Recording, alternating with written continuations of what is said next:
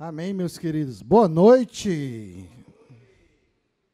Feliz em estar aqui e poder compartilhar um pouco, né, de uma palavra aqui com vocês, para que a gente possa estar refletindo e aprendendo um pouco mais da palavra de Deus, né, e trazendo essa revelação no nosso coração.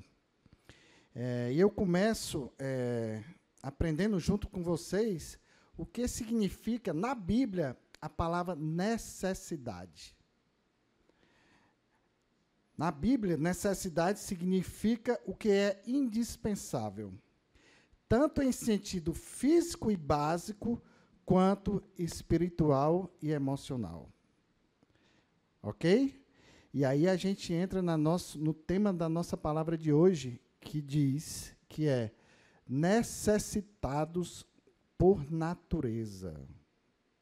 Eu acredito que todos nós somos necessitados por natureza. Nós já nascemos necessitados, né? Do colo da mãe, do leite materno, do cuidado, né? E eu acredito que o ser humano é um dos seres mais necessitados, né, que existe quando nascem. E aí nós somos necessitados por natureza. E para a gente acordar, eu queria que vocês repetissem comigo. Nós somos necessitados por natureza de Jesus. Amém? Vamos se alegrar. Cadê meu amigo Diego? Vamos se alegrar, galera. É isso aí. Vamos tirar o sono aí. E aí nós vamos começar falando do milagre da multiplicação de pães e peixes, que está lá em João 6, do 9 ao 12. Aqui está um rapaz com 5 pães de cevada e 2 peixinhos. Mas o que é isto para tanta gente? Disse Jesus, mandem o povo assentar-se. Havia muita grama naquele lugar, e todos se assentaram.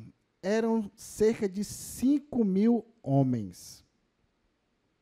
Então Jesus tomou os pães, deu graças e os repartiu entre os que estavam assentados, tanto quanto queriam, e fez o mesmo com os peixes. Depois que todos receberam o suficiente para comer, disse aos seus discípulos, ajuntem os pedaços que sobraram, que nada seja desperdiçado. Todos sabem dessa história, né? Que Jesus multiplicou 5 pães e 2 peixes, e alimentou mais de 5.000 homens, e ainda sobrou tanta coisa, que a Bíblia diz que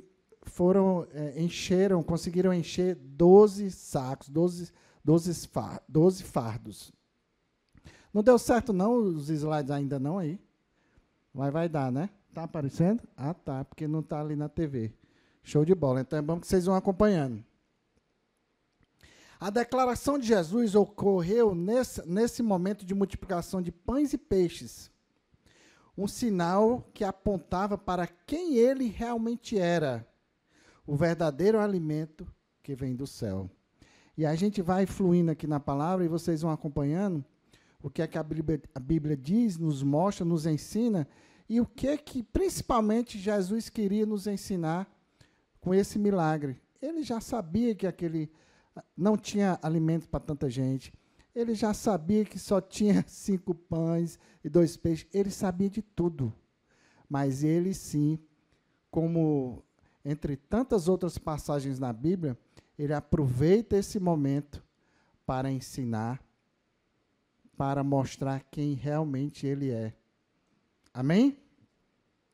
E aí, no milagre dos pães, nós vemos alguns pontos que vamos destacar. Primeiro, a busca da multidão. A multidão estava faminta. A busca de um alimento para saciar sua fome. A busca da multidão. As pessoas buscavam Jesus pela satisfação das suas necessidades materiais, das suas necessidades físicas, que era o quê? O alimento. Elas estavam buscando o pão físico que ele lhes dera, que Jesus iria providenciar o alimento, e eles estavam contando com isso. Aqueles mais de 5.000 homens. Isso é a busca da multidão, o que eles anseiavam. Segundo, o que Jesus queria ensinar. Como eu falei, Jesus tinha algo para ensinar através daquele milagre.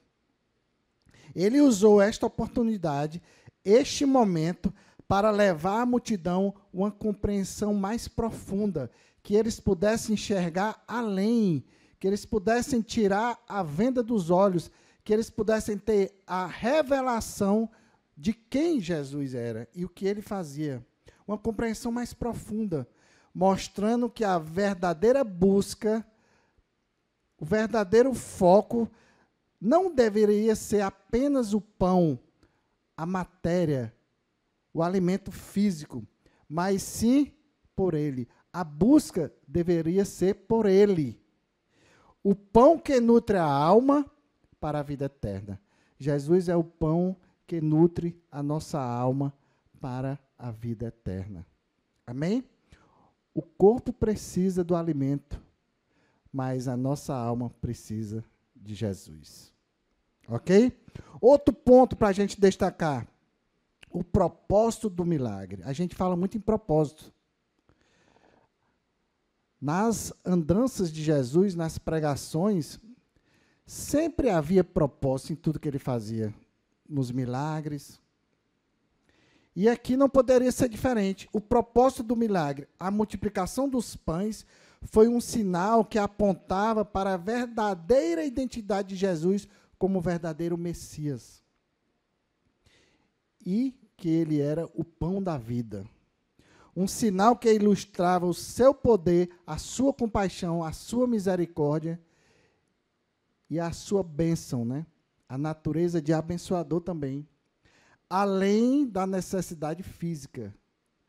Muito além da necessidade física, Jesus era muito mais. E ele queria demonstrar isso através desse milagre. Vamos adiante. Jesus, o pão da vida, significa que ele é o alimento essencial e espiritual que satisfaz a nossa alma, que verdadeiramente preenche a nossa alma. Assim como o pão alimenta o corpo, Jesus alimenta a alma, como eu falei. Ao declarar-se o pão da vida, Jesus prometeu que quem nele crê nunca mais terá fome ou sede espirituais. Ele declara isso. Jesus declarou: quem nele crê nunca mais terá fome ou sede espiritual, pois ele oferece sustento eterno e sacia a necessidade mais profunda do ser humano. Sustento eterno e sacia a nossa necessidade mais profunda. Essa afirmação está diretamente ligada à multiplicação dos pães e à sua identidade como um verdadeiro maná que sai do céu. Assim como aquele maná, né, que caiu no deserto para alimentar o povo. Jesus é o próprio maná que cai do céu, nutrindo a alma com a sua presença e com a sua mensagem, que é a palavra de Deus. E aí, nós vamos para o significado da expressão pão da vida. Nós temos alguns pontos aqui. O que significa o pão da vida? 1. Alimento espiritual. Assim como o pão é vital para a nossa sobrevivência física, Jesus é o alimento indispensável para a vida espiritual, nutrindo a alma com sua presença e sua mensagem. 2. Satisfação eterna. Jesus garante que a fé nele não sacia apenas um momento, mas sim de forma duradoura eterna. Não é algo momentâneo, é algo duradouro e eterno. Para que ninguém que o segue passe mais fome ou sede espiritual. Então ele mostra aqui, através dessa satisfação. O que é essa satisfação? Jesus nos ensina que ele é uma satisfação eterna. Para quem nele crê, nunca mais passe por essa fome e por essa sede. Outro ponto. O significado de pão de vida é fonte de vida. Ele se apresenta como uma fonte de vida verdadeira, a verdadeira fonte de vida. Jesus, o sustento diário que é necessário para a nossa jornada de fé, oferecendo força, esperança e capacidade para enfrentar desafios. Quem tem desafios aqui? Pode levantar, todos nós. Diários, não importa a área, todos nós temos desafios, todos nós temos que superar desafios, obstáculos, tribulações. Mas Jesus é a fonte de vida que nos alimenta e que nos dá força para enfrentar. Sem Ele, a gente não consegue. Por isso que a gente fala tanto aqui, hoje é um Tadel, treinamento de líderes, mas serve para toda a igreja. Sem Jesus, sem a gente se alimentar desse pão da vida, a gente não consegue abrir a porta da nossa casa para receber uma célula. A gente não consegue aconselhar um irmão, sentar aqui e fazer o livrinho, gastar tempo com algo que importa. Você só consegue isso porque você está se alimentando da coisa certa, que a palavra de Deus nos ensina. Você está se enchendo do Espírito Santo de Deus. Só aí você consegue, você dá conta de enfrentar os problemas, de acordar cedo, de trabalhar, de enfrentar problemas no nosso dia a dia. Muitas vezes fica pesado, fica difícil, mas sem o Espírito Santo de Deus a gente não consegue. Amém? Outro significado de pão da vida é o pão que cai do céu. Jesus é o pão que desceu do céu para dar a vida ao mundo, em contraste com o maná que o povo recebia no deserto, mas que apenas sustentava o seu corpo. Aquele maná, aquele alimento, só sustentava o seu corpo. E logo, logo, o corpo já ia ficar fraco de novo, já ia ficar com necessidade, faminto. Amém? Outro significado do pão da vida, conexão com o Pai. Esse aqui é um dos mais importantes. Ao se apresentar como pão da vida, ele também revela a vontade de quem? Do Pai, do Senhor, que deseja que as pessoas creiam no Filho e recebam essa vida eterna através dele. Porque Jesus mesmo falou, vocês têm que, para chegar no meu Pai, tem que ser através de mim. Então, ele é o caminho, né? A verdade e a vida. Ele é o verdadeiro pão da vida. Amém? Ele representa uma conexão com o Pai. Esse é mais um significado do pão da vida. No decorrer de sua vida e de sua trajetória, Jesus curou doentes, alimentou pessoas famintas. Por isso, grandes multidões o seguiam. Por que aquela multidão o seguiu? Tinha interesse naquilo. O povo queria receber o quê? Milagre. O povo queria receber cura, bênção. O povo queria receber alimento. Como eu falei aqui na multiplicação dos pães.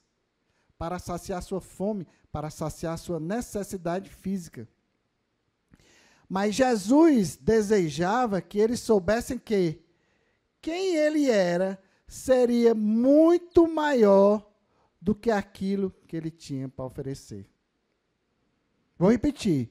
Jesus desejava que aquele povo tivesse a revelação de que ele era muito mais, muito maior do que ele poderia oferecer. Mas muitas vezes a gente está aqui, focado só no milagre, só em receber, só o que a igreja tem para me oferecer, só o que Jesus tem para me oferecer, só o que o irmão, o líder da célula, tem para me oferecer. Muitas vezes a gente está com aquele sentimento egoísta. E é até aceitável, a gente entende. Quando você é recém-convertido, quando você recém chegou na igreja, você precisa realmente ser cuidado. E a gente está aqui de braços abertos para receber cada um de vocês. Eu acredito que cada um de vocês aqui, cada um de nós, foi recebido com muito amor e carinho, de braços abertos. Alguém pagou um preço para te levar para a igreja, para te convidar para uma célula, para te aconselhar, para orar por ti. Tenho certeza, assim como fizeram por mim e pela minha esposa e pela minha família. Amém? Então, esse é o preço. Jesus tem muito mais a oferecer do que apenas o pão, a água, para saciar a nossa fome. E aí ele declara isso lá em João 6,35, que diz, então Jesus declarou, eu sou o pão da vida, aquele que vem a mim nunca terá fome, aquele que crê em mim nunca terá sede. Depois da multiplicação dos pães, a multidão queria o quê? Mais pães. Mais pães cada vez mais. Por quê?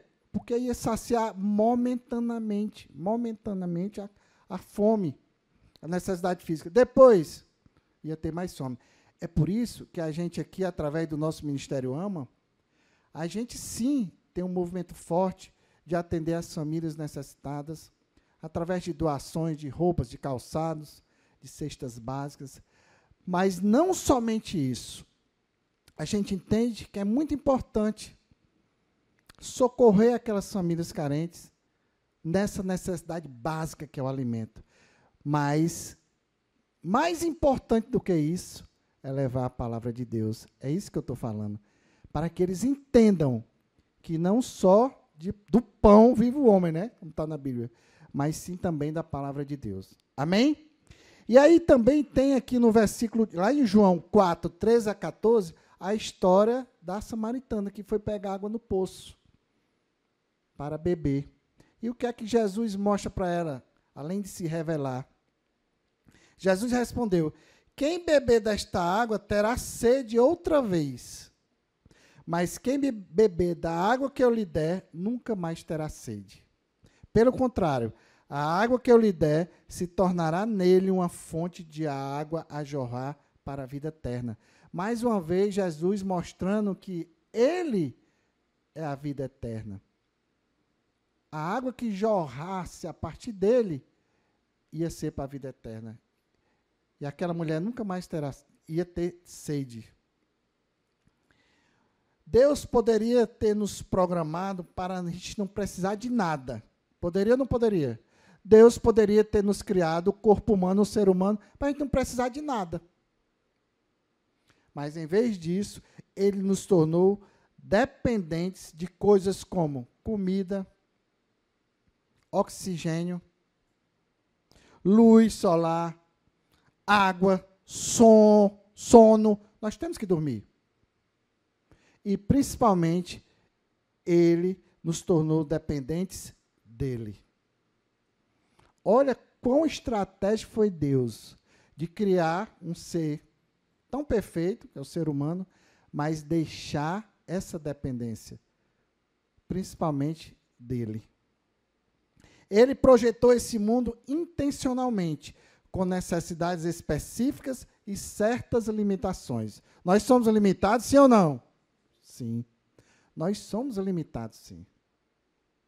Mas isso foi intencional, foi Deus que nos criou assim. E aí, chega o tema da nossa palavra. A conclusão. Somos necessitados por natureza, como eu falei. Somos necessitados por natureza. Assim como a comida e a água são essenciais para a vida humana, as nossas realidades do dia a dia, o nosso cotidiano, nos apontam, nos mostram fatos de como a vida espiritual é importante. O nosso dia a dia, a gente começa a conhecer a palavra de Deus, começa a ter revelação, e a gente sabe, e a gente crê que não apenas nós precisamos do alimento sólido para atender a nossa necessidade física, atender o nosso corpo, mas nós precisamos sim conhecer a palavra de Deus, conhecer Jesus e nos encher do Espírito Santo. Alma e corpo. Amém? Precisamos de Jesus mais do que precisamos do básico para a nossa vida. Essa é a conclusão que a gente chega. Precisamos de Jesus mais do que precisamos do básico para a vida. E aí, eu faço uma reflexão aqui para cada um de nós, inclusive para mim, quando eu estava preparando esse resumo dessa palavra para trazer para vocês. Durante a nossa vida, durante a trajetória da nossa vida, nós podemos buscar realização em tantas coisas. Nós procuramos buscar realização e contentamento no nosso trabalho, nos nossos relacionamentos, da nossa esposa, do nosso marido. Nós procuramos buscar realização no nosso dinheiro, na nossa fama. Quantos artistas se tornam famosos e depois que a fama vai embora, até mesmo se suicidam? Por quê? Porque ele foi buscar realização na fama, no dinheiro. Muitos buscam realização no poder. Essa classe política, sem citar nomes, muitos nem precisavam estar ali passando por isso, às vezes até com a idade avançada, mas querem estar lá pelo poder. Busca da realização através do poder. Muitos buscam a realização na vida através do sexo. Sim, sexo. Conquistas materiais, aventuras. Tem gente que gosta de adrenalina, então ele busca se realizar através de aventuras, através de conquistar um patrimônio. E vocês acham que o ser humano se satisfaz?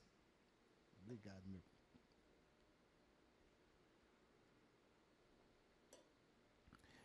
Vocês acham que o ser humano se satisfaz? Tem uma moto, tem um carro, depois quer um carro melhor, compra uma casa, depois quer uma casa melhor, depois quer uma casa de praia, depois quer uma casa de praia maior, depois quer um sítio, depois quer... Quantas pessoas a gente conhece assim? Nunca estão satisfeitos. Nunca. Sempre buscando mais. Sempre buscando mais através do trabalho, a conquista material, e muitas vezes deixando de lado o que realmente importa. A busca espiritual, a família, Deus, família, tirar um tempo para estar com a esposa, com os filhos, mas não, é a busca pela realização, pelo ter cada vez mais, conquistar. E quando menos espera, o tempo passa. E aí? O tempo não volta mais. Mas tudo resulta em vazio. Essa é a conclusão. A gente já ouviu isso aí. Tudo resulta em vazio. É como correr atrás do vento. A gente busca e não consegue, o ser humano não consegue se satisfazer. Em tudo isso que eu falei. E a gente chega a mais um ponto aqui de revelação e reflexão. Portanto, não sigamos Jesus apenas pelo que ele tem a oferecer, mas por quem ele é. Por quem ele verdadeiramente é. Como eu falei.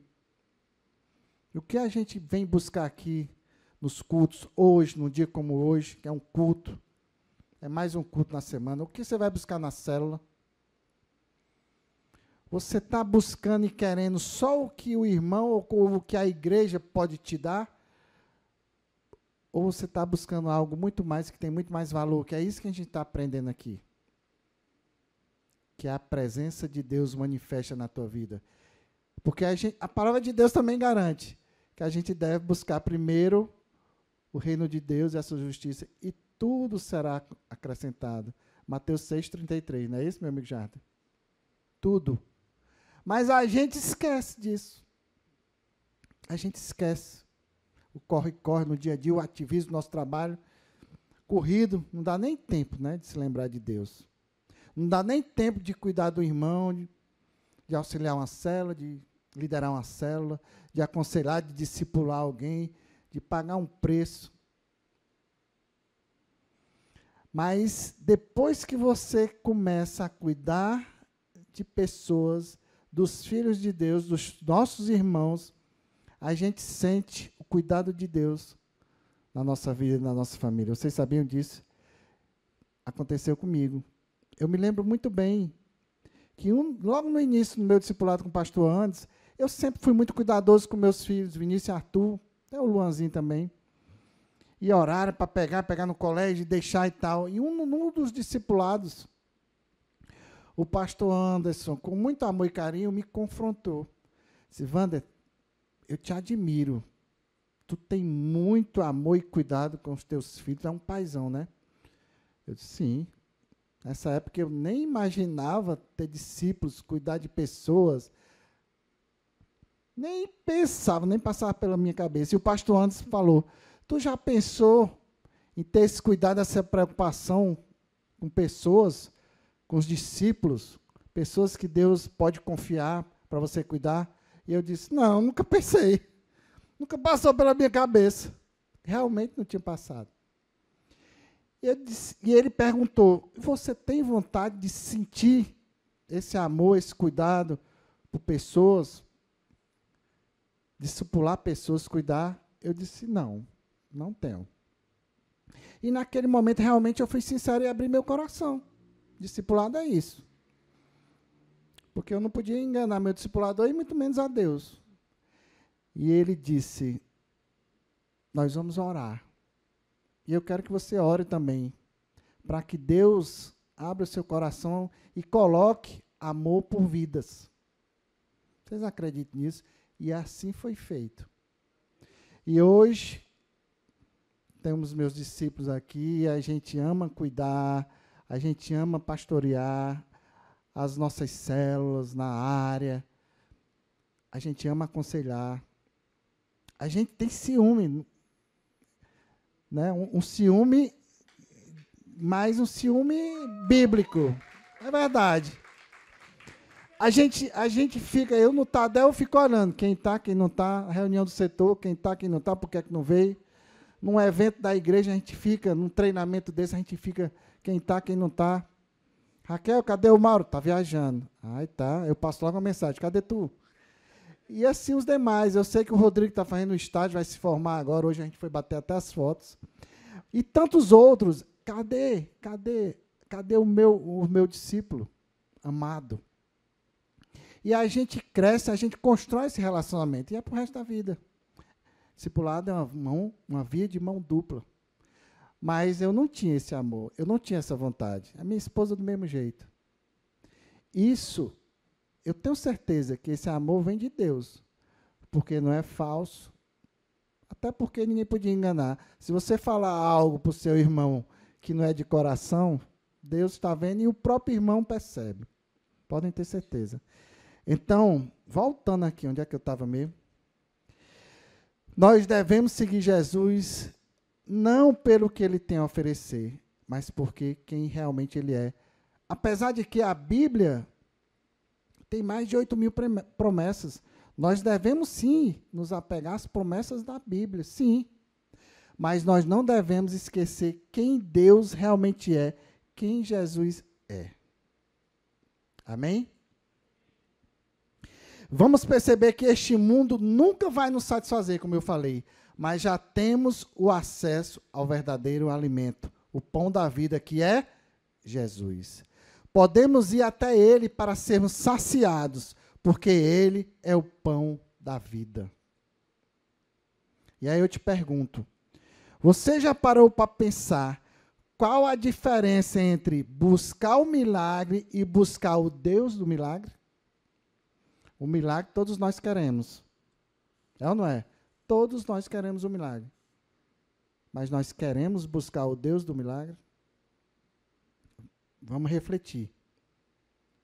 Jesus disse isso a uma multidão que o seguia por um motivo específico. Eles tinham comido do pão e dos peixes multiplicado no dia anterior e queriam mais. Eles queriam mais. Eles tinham comido do pão, dos peixes que foram multiplicados, mas eles queriam mais. E eles estavam buscando Jesus. Essas pessoas não o seguiam porque ele era, com certeza. Essas pessoas não estavam seguindo Jesus por quem ele era, mas pelo que ele fazia e poderia fazer. Eles buscavam o benefício, o milagre. Eles buscavam o pão material. Eles estavam famintos. E Jesus era para eles, naquele momento, fonte de suprimento. É isso que eles estavam vendo e querendo. Uma solução imediata para aquele momento, para aquela necessidade, que era a fome. Vocês estão entendendo aí? Eles estavam buscando Jesus. Por quê? Para matar a fome. Para Jesus oferecer o pão, alimento físico. Eles não estavam nem aí para saber quem Jesus era. Essas pessoas não seguiam por quem ele era, mas pelo que ele fazia.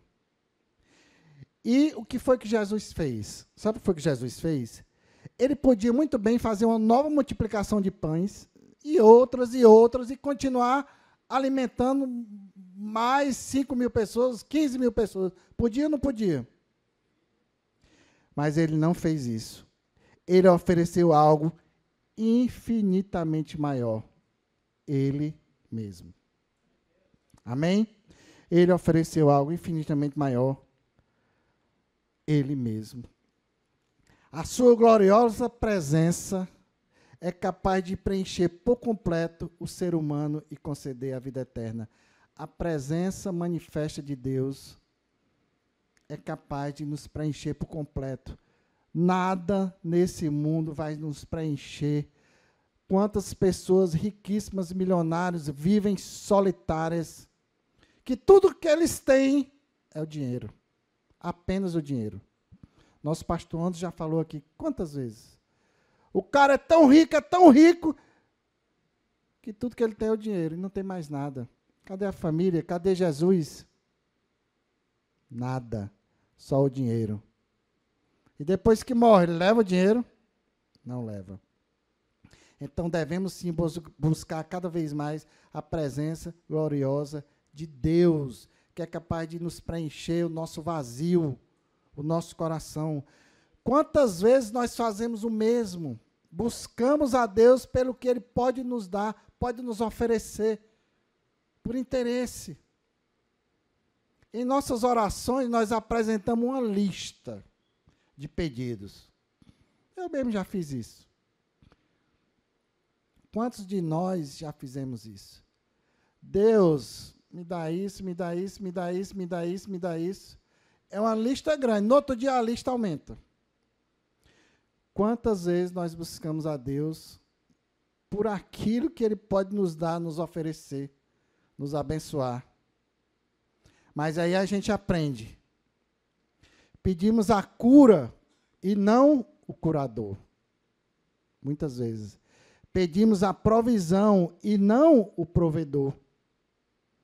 Muitas vezes nós buscamos a bênção, mas esquecemos da pessoa que abençoa.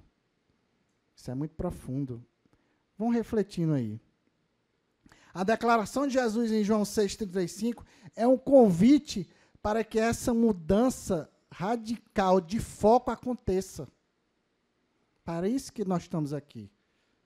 Para isso que eu estou passando essa mensagem para vocês, que também tocou muito no meu coração. Nós precisamos, através dessa mensagem, mudar o foco. Mudar o foco. O que a nossa alma anseia não é o pão, mas o padeiro, o verdadeiro padeiro. Não apenas o pão. Não é a cura, mas o curador. Não é a bênção, mas é o abençoador. É quem abençoa. Quando nós buscamos a presença de Deus e não apenas as suas providências, somos sustentados pela própria vida de Deus, pelo próprio amor de Deus, pela própria graça e misericórdia de Deus. Nós temos que ter essa revelação de buscarmos sempre a presença manifesta de Deus na nossa vida. Como eu falei, as demais coisas vão ser acrescentadas. E como devemos praticar? É o que nós estamos fazendo. Nós já estamos praticando aqui. Vocês estão parados aí me escutando e refletindo. Eu tenho certeza que quando chegar em casa, vocês vão também refletir. Nós já estamos fazendo. Devemos praticar, buscar a Deus, foco no abençoador e não na bênção. Buscar cada vez mais a presença de Deus. Através do nosso TSD, tempo sozinho com Deus. Através das nossas orações, dos nossos louvores, através da adoração. Alimentar-se da palavra, a leitura da palavra. A palavra, através de oração, a palavra é viva. Nós temos sim que nos alimentar da palavra de Deus, tomarmos posse de todas as promessas que estão aqui, aprender, esse é o manual. Esse é o manual que nós devemos a seguir. E, depois de tudo isso, nós devemos fazer o quê? Façamos Jesus o nosso tudo. Devemos fazer que Jesus seja o nosso tudo. Porque Ele é tudo. Tudo que somos, tudo que temos, tudo que ainda vamos ser, construir, o ar que nós respiramos. Jesus é tudo, meus queridos. É tudo na minha vida e é tudo na vida de vocês. Sem Ele, nós não somos nada. Nada, nada. E foquemos na presença do Espírito Santo de Deus, que é, de fato, tudo que a gente precisa, como eu falei. Nas nossas orações, que a gente peça cada vez mais o nosso enchimento do poder do Espírito Santo de Deus, porque todo o resto será acrescentado. Todo o resto será acrescentado. Jesus é para a nossa alma o que o pão é para o nosso corpo. E assim eu termino aqui. Vamos ficar de pé. Vamos estar orando para que essa palavra penetre realmente no nosso coração e que a gente possa